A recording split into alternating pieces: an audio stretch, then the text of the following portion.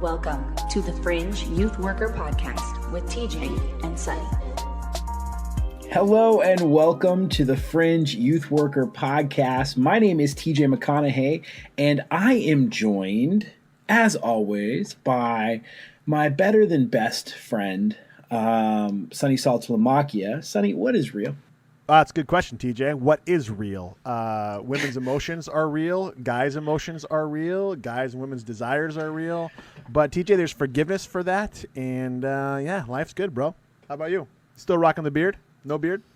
No, it's growing out. It's growing out. It's getting to the place where it normally sits. So, TJ, there is a new beautiful game for the iPhone. It's called MLB PL 2019. It's like the show on an iPhone. Is it really good? It's better than really good. It's pretty darn good. It's MLB PA, like MLB Players Association? MLB PL 2019. Oh, okay. It's in the Apple Arcade thing. That thing does. I'm going to try it. You should. Like, you have total pitch control and everything. It's amazing. It's fun. I'm going to give it a shot. My legs fell asleep earlier, if you know what I mean. Do you need like a newer iPad to use it? No, but you need the iPhone X. You can play it. You can only play on the phones right now. Oh, you can't play on the iPads? Not yet. Not for a couple more weeks. But I always judge a good phone game is if my legs fall asleep when I'm playing it. Because you're on the pot. I'm going to spell that out for our listeners. Because you're going poop. Thank you. I gave up pot years ago, but I still poop. Yes. I'm glad you gave up pot. When I am in the bathroom, if my legs fall asleep, that's how I know it's a good game. Mm-hmm. I'm picturing it now. That's nice. It's good. It's good. Okay. Me and my friend used to play chicken on the pot, where we would do like. I don't feel like this is going to be appropriate. A video chat, and then our faces, and then slowly move it down when one of us is pooping, and then the other one had to say chicken. Oh, Sonny, why you got to make me edit things? Why you got to make me edit things? Why you got to edit that out? That's beautiful. That's Fringe right there. That's Fringe. It's also get you fired from most your jobs. Don't do that. Don't do that, youth workers. Why would they get you fired? You do it in your off time. Mm-hmm. Yeah. Unfortunately, as a pastor, there's not a whole lot of off time that things you can do in your off time that you can't get fired for in your regular time. All right, Sonny. I'm done with this chit chat. Let's get to the show. Okay.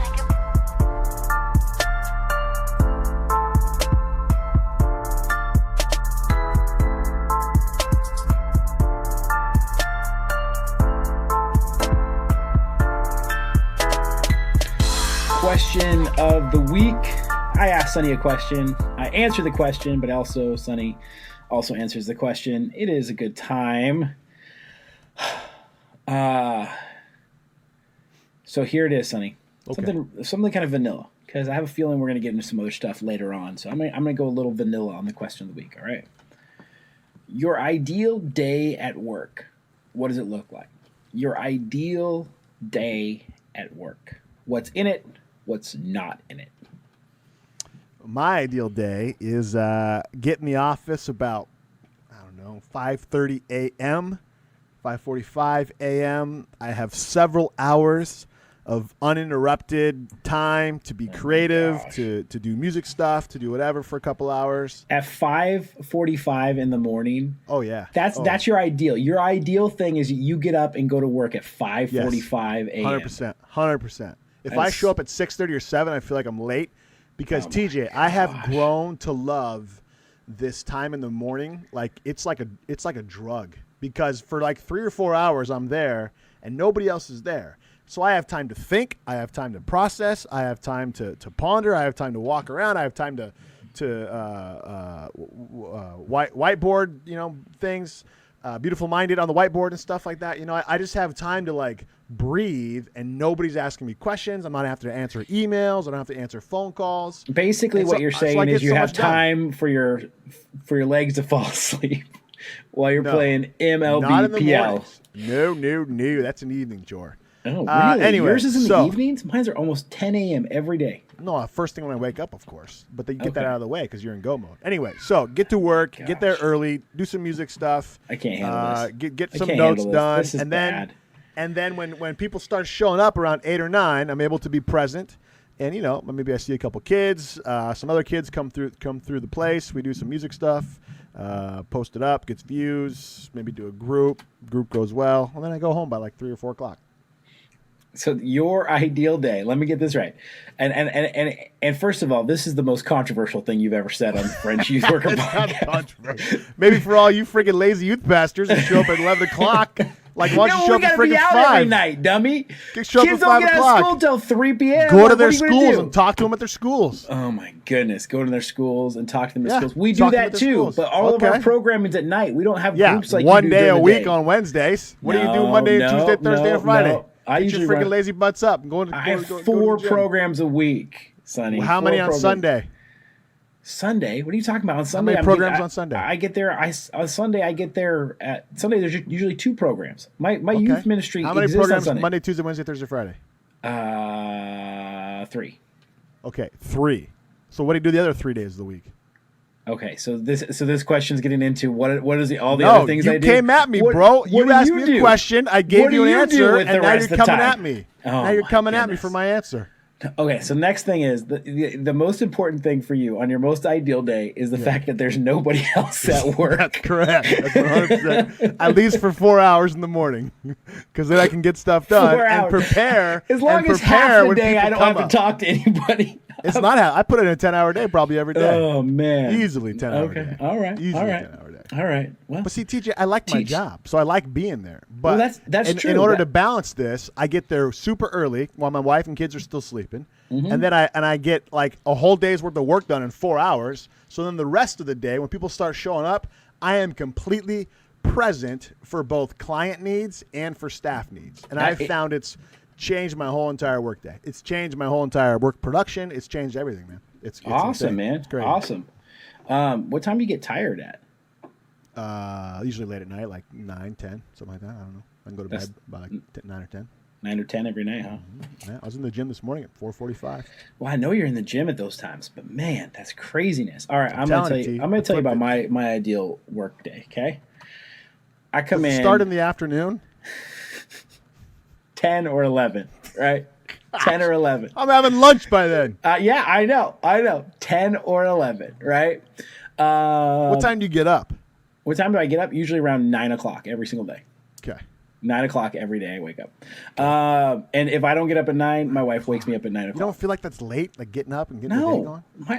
My job takes place in the afternoons. Almost all of my student meetings happen after 3 p.m., Sonny. Yeah, no, I get that. I mean, like I can't do my job well and get up at 5 o'clock in the morning. It doesn't work for me that way. But 3 p.m. So anyway, so I get there at 10 or 11. And in the morning, I take care of things that just need to be done in my office or in the main office. So like anything that I have to kind of do down in the office. Now I don't spend a whole lot of time down there because I have an assistant and she does most of that stuff for me. But turn in receipts, any other things that are down there in the main office. Again, I don't do that much anymore.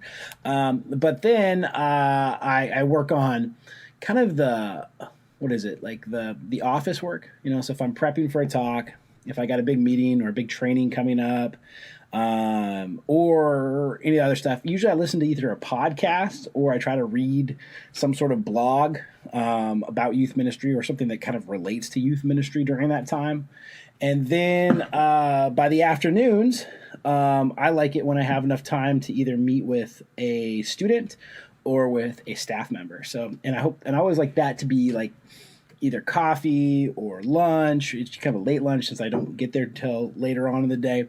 And then at night, run my program, youth ministry, something going on at night in the youth ministry. And then after that's all over, Sonny's going to be in bed by this time.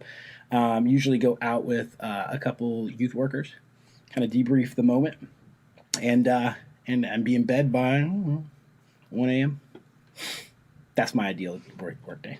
There you go. I remember those days. Those days were fun. I remember those days, but I don't know, man. I never thought I was a morning person, and then I started getting up, and I hated it at first, and now I'm telling you, man, it's weird. It's weird. There's something about being up, like when I roll into work, and nobody else is there, and the whole town's still asleep. It's like this like superhuman power of like, dude, I'm freaking just killing it right now. And, I imagine that it's pretty cool. I think that's also just the difference between me and your job, because you can do your groups during the days, right? Your kids, all my stuff takes place after school. It does take your groups take place take place after 4 school? o'clock every day. Really? And you're still working at 4 o'clock? Yeah. So you go to work at 5, and you go. Are you doing 4-day work weeks? So some days I don't have groups. Some days I have other staff to do groups. A lot of them are doing groups. But for a while, I'd get there, 5 o'clock, 6 o'clock, do groups at 4. That's a long day. 5 and head home. I was doing 4-10s there for a while. But again, man, I like it. It's like the 4-10s is a good idea. If you can do that, that's great. Yeah, I try to have all my staff on 4-10s. Yeah, that's not a bad deal. No, man. I like that. Well, it's different. It's definitely very different. Yeah, I don't know. Maybe I'll try it. Maybe I'll try to wake up at, I don't know, 6. I'm gonna start sending you text messages every morning. Actually, I'll start sending you videos of me playing chicken with you. Hey, you know what? If I still live down there, I would try to do this schedule with you. I would try to wake up and go to the gym with you, but I don't live there anymore, so it's fun. Yeah, You'd like it. Stuff. All right.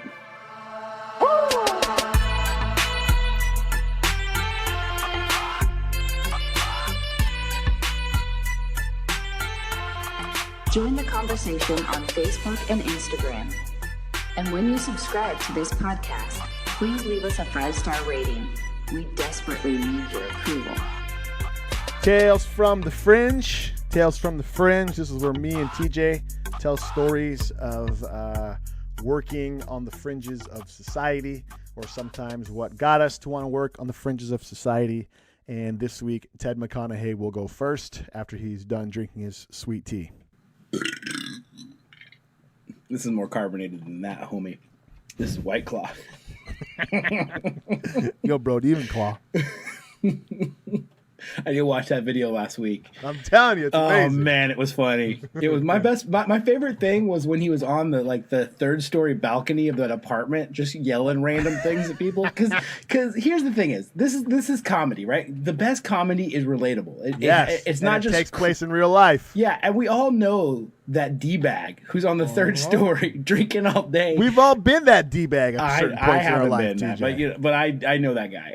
I used to have this apartment when I lived in Multnomah. And Multnomah is in one of the sketchiest parts of Portland. Correct. And there would be some people who just literally drink all day on their apartment balcony and yell things at people. You shouldn't talk about your professors that way. Oh, that would be awesome though. I wish that was my Rob Hildebrand's out there with the White Claw. These freaking kids don't get it. Yeah. All right, you got a story or what? I Tell us do. from the Fringe. I do. When I first showed up in Multnomah, I didn't know what I wanted to do.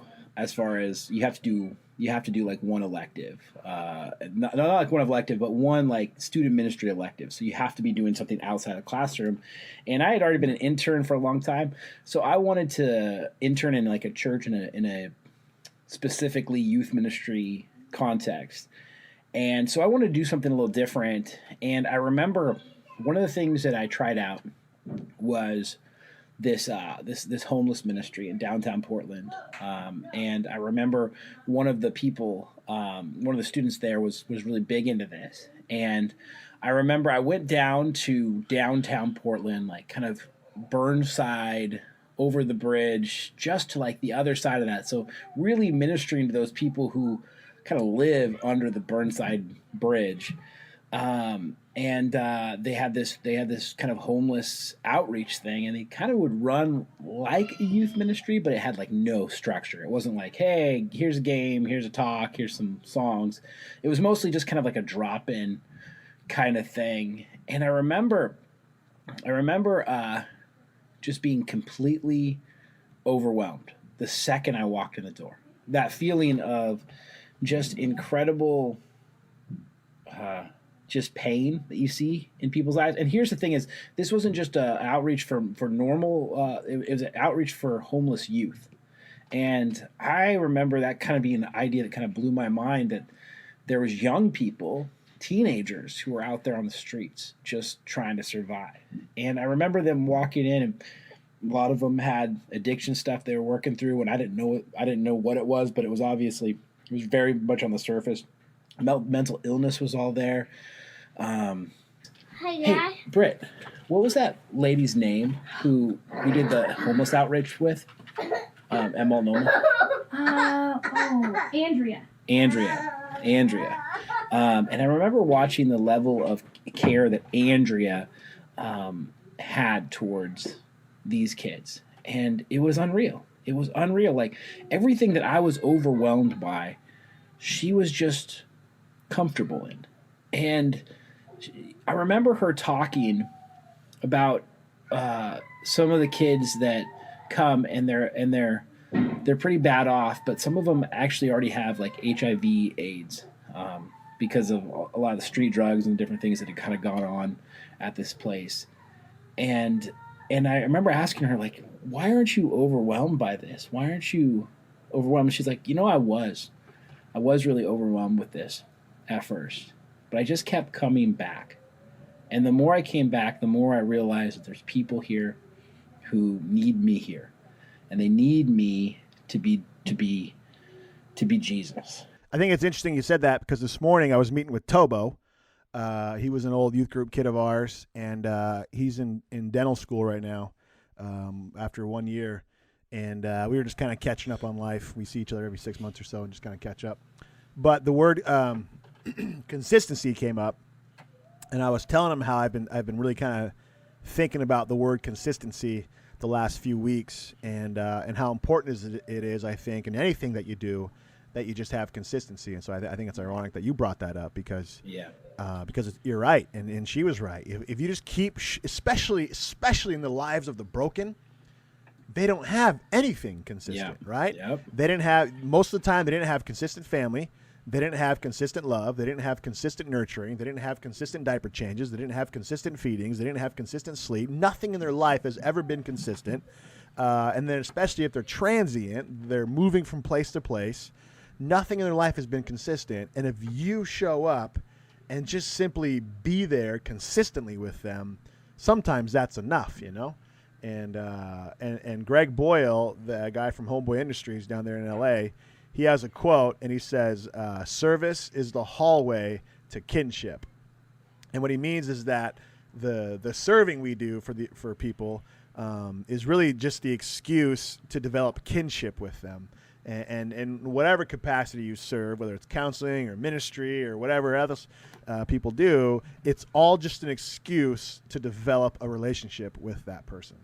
And if you go in that with that mindset, then you're gonna knock home runs. Not every kid's gonna be a home run. Not every ministry situation is gonna be a home run. But you're gonna hit more home runs than you will if you're going in there like, my main focus is to make them not homeless. Like, no, your main focus is to love them and build a relationship with them. Okay, so I'm working with this kid right now.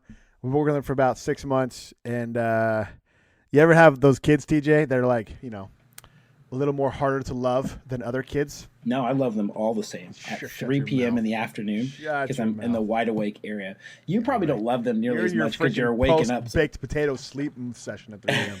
3 p.m. Anyway, so I got this kid. He was with me a while back.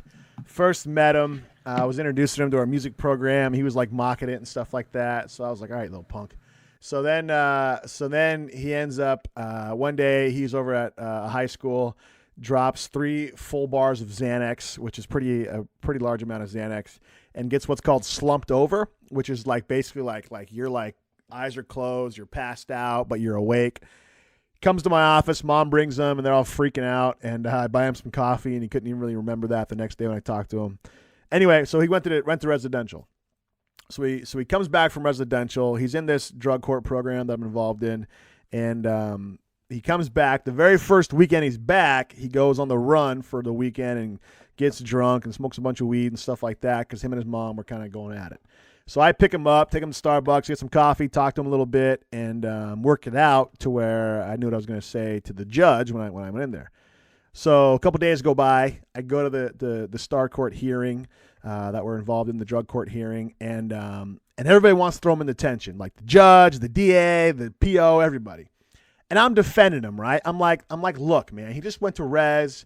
He just got done with that. He came back. He had to blow up his mom. He left for a bit. He blew off some steam, and he came back. He doesn't need to go to detention. He's not committing crimes, yada, yada. So I'm the only one advocating for him. And then they agreed with me. I got the judge to change her mind, so she agreed to not throw him in detention. However, he didn't show up for the court hearing, and he ran. And so I'm like, you little freaking turd. So then he ends up showing back up. He goes in this residential program called, I won't say the name. Goes in this local residential program where he's able to go to school, but he has to live in this place. So he's supposed to come to me for treatment. So he has an appointment set up with me. He's not showing up, and then like 2 or 3 other kids ran from that program on that day. So I go down to the local bus transit, and lo and behold, he's there. I go, hey, bro. I go, what's the deal? You ditch my appointment or what? He goes, no, I'm just I'm taking a long way there, and he's trying to like put me on Front Street, right? He's like lying to my face and stuff, and I'm like, man, I was like, you realize like this is one of your last chances to like make a look in the community and stuff. He goes, I'm good, bro, I'm good. I'm like, all right. So then he dipped out and didn't come to that appointment. So then goes on the run, gets caught again, thrown in detention, and then the whole cycle starts over again. So then, where are we at with this story? So then the other day, he finally comes back, sits down with me, and I'm like, hey, are you tired yet? And he goes, I'm tired of you trying to talk to me. And I'm just like, you freaking little turd. And I'm like, do you even realize what I've been trying to do for you this whole time? He goes, I don't give a blank. And I'm just like, bro, I'm trying to advocate for you. I'm trying to fight for you behind the scenes. And he goes, I don't need you fighting for me. And so then in my head, I'm literally sitting there across from him going, why am I fighting for this guy, right? Like, why am I consistently advocating for this dude who, like, doesn't want anything to do with me and is doing nothing but causing problems and pissing off every adult he comes in contact with? So then I meet with his mom earlier today, and then she's very emotional, and she's telling me how he's being emotional at night, he's crying, he's going through all this crazy stuff. And then it was just like, it just all made sense of like the wounded dog in the corner trying to fight back, trying to puff up his chest. He's never known his father, so he has no idea what being a male is all about, and he's 15. And yeah, and so, the moral of the story is just those hard kids that are hard to love. They're always going through like the hardest stuff, and I've been through the hard, and even myself, I've been doing this stuff a long time, but you sometimes got to get reminded of like, they're kids, but they go through these difficult things, but man, sometimes their bark is so intense, you just want to like slap them and stuff, but you can't, because then you'll get arrested and go to jail.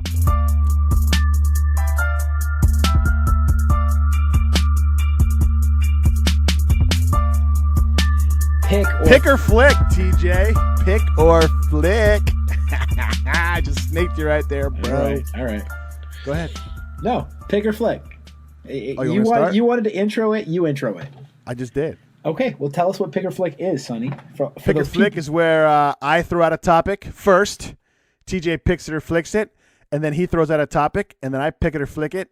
And then I throw out a topic, and he picks it or flicks it, and then he throws out a topic, and we pick it or flick it, and that's it. Sometimes we dig on it, but most of the time it's pick or flick. Are you ready, TJ? We dig on it?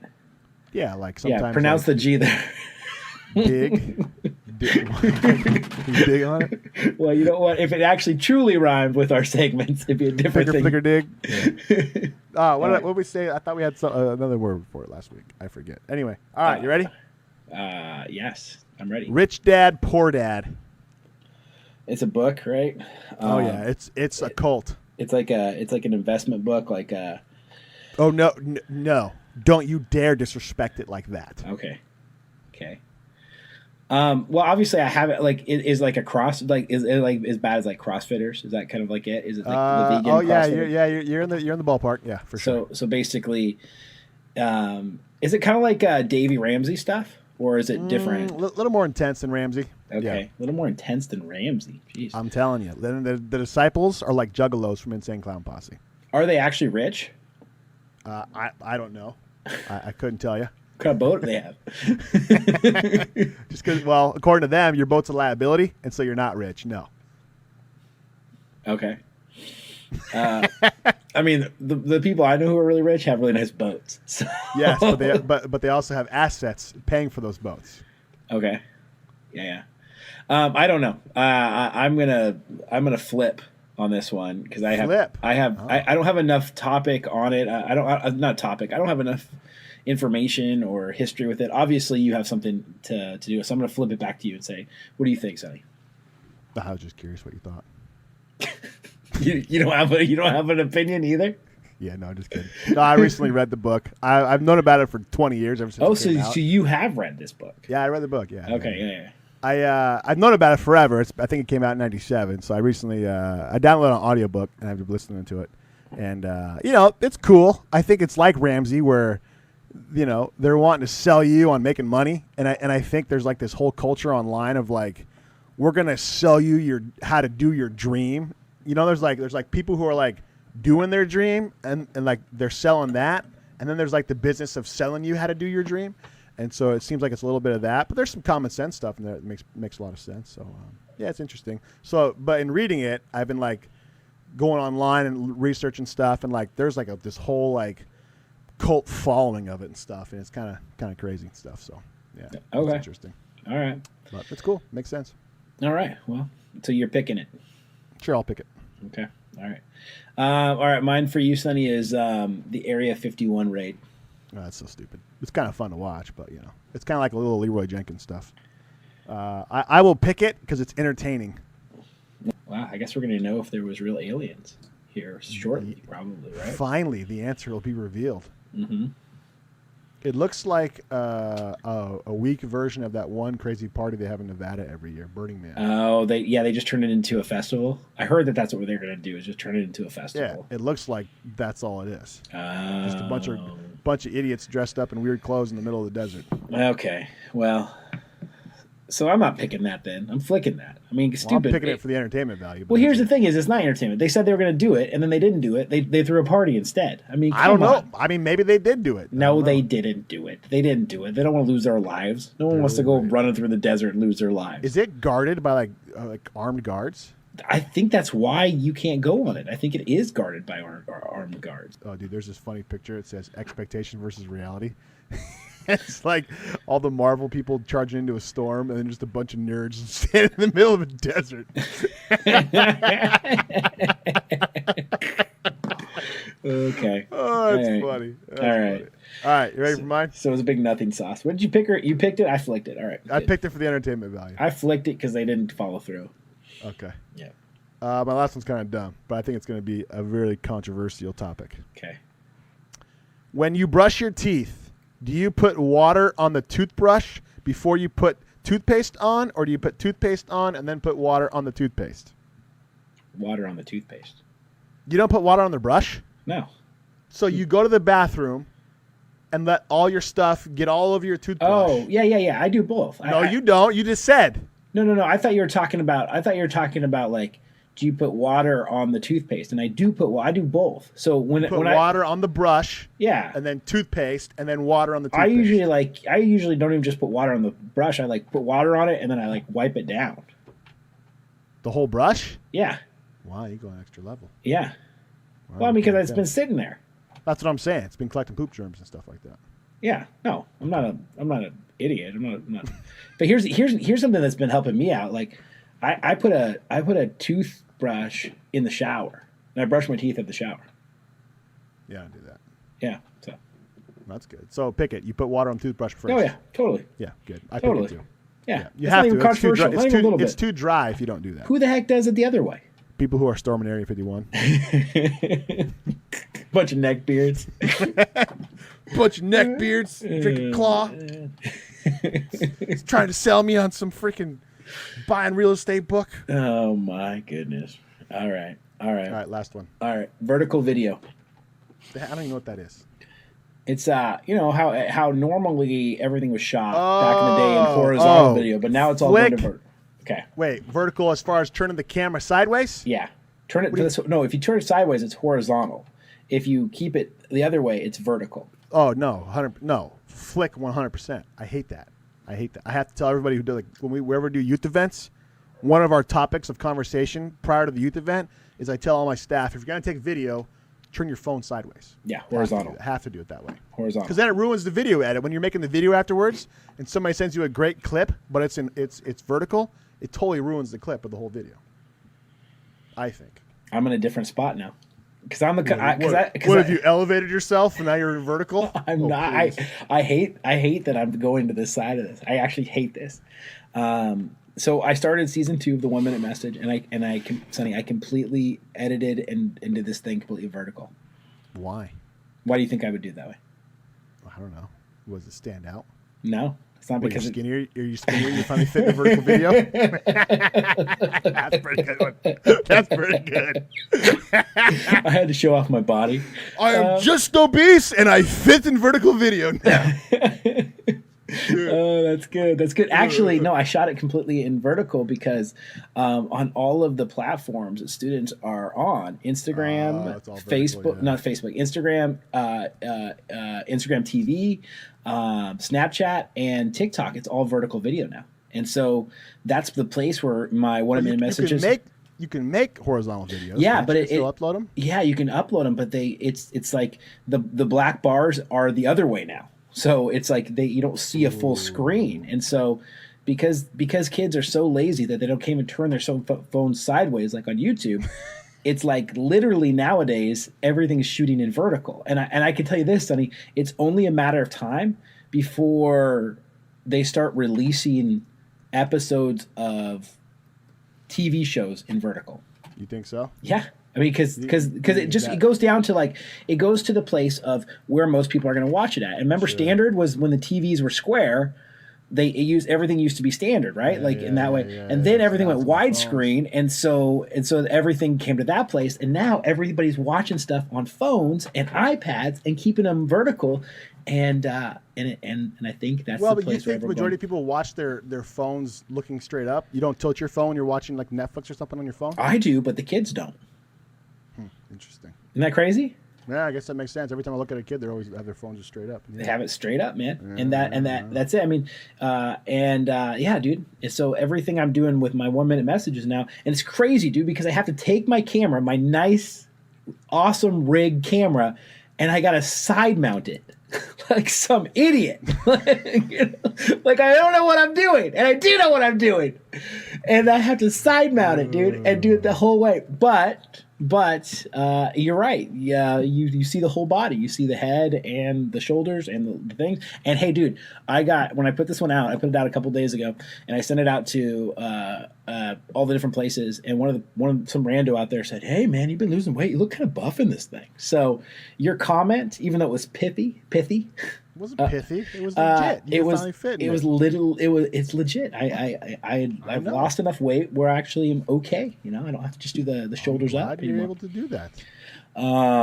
So yeah, I don't know. I have to pick it, and I hate that I have to pick it, but that's the way it goes. And Sonny, if you ever do a camp respawn again, you might have to cut the camp video vertical. Think about that. Ugh, I'm watching the video right now. I'm disgusted by it. What are you watching my video? Yeah. Ugh. Do I look buff in it? We'll tell the people how buff I look. Describe my muscles. Describe my muscles to everyone. I know it's hidden underneath there, so I know. I've seen those pepperonis.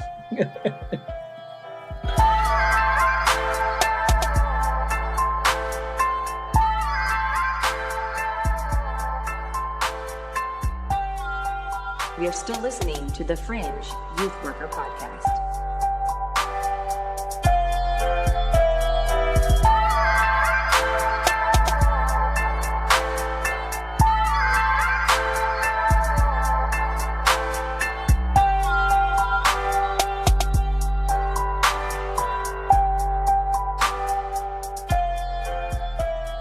All right, thank you for joining the Fringe Youth Worker Podcast. Sonny, this is episode 30.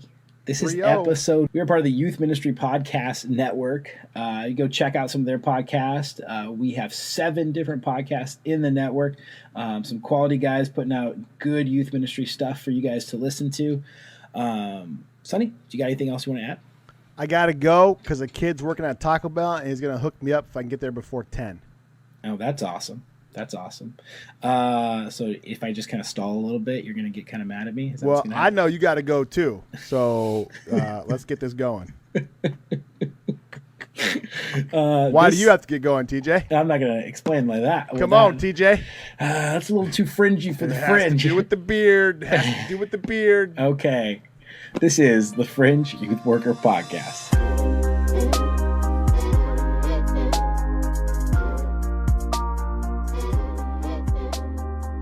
Thank you Fringe Youth Worker Podcast. Don't believe anything my dad said.